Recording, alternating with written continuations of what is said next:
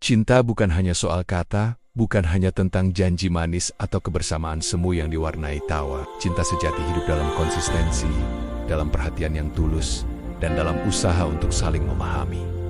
Tapi bagaimana jika semua itu mulai pudar? Bagaimana jika kamu mulai merasa sendiri? Bahkan saat dia ada di sampingmu. Ada kalanya kita terlalu sibuk meyakinkan diri bahwa hubungan ini baik-baik saja.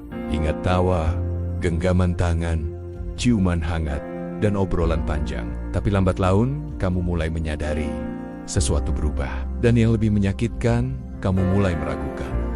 Apakah dia benar-benar mencintaimu? Cinta yang sungguh tidak datang dan pergi sesuka hati. Tapi jika hari ini dia begitu hangat, lalu esoknya dingin dan menjauh, itu bukan cinta, itu kebingungan. Hati yang mencintai tidak menarik ulur.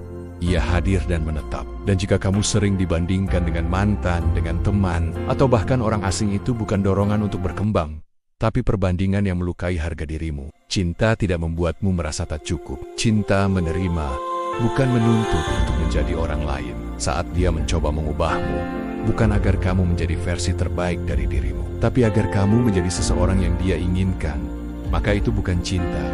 Itu adalah kontrol. Cinta tumbuh bersama keaslian, bukan dalam tekanan untuk menjadi palsu. Apakah dia selalu sibuk, terus membatalkan rencana, seakan kamu hanya pelengkap, bukan prioritas? Ketahuilah, orang yang mencintai selalu mencari cara untuk meluangkan waktu. Karena dalam cinta, hadir adalah bentuk bahasa yang paling nyata. Dan ketika kamu mencoba bicara tentang perasaanmu, kekhawatiranmu, tapi dia mengabaikanmu, atau bahkan menyebutmu berlebihan, posesif, atau gila, itu adalah bentuk penolakan yang paling sunyi. Cinta mendengarkan, cinta tidak mengecilkan rasa. Lebih dari itu, jika dia menyimpan rahasia besar, menjauh dari keluarga dan sahabatmu, atau membuatmu merasa sendirian meski kalian duduk bersebelahan, maka mungkin dia tidak pernah sepenuhnya ada untukmu. Tidak secara batin, tidak secara cinta. Cinta adalah kompromi. Tapi jika semua keputusan harus mengalah padanya, jika kamu terus-menerus menyesuaikan hidupmu hanya demi membuatnya bahagia,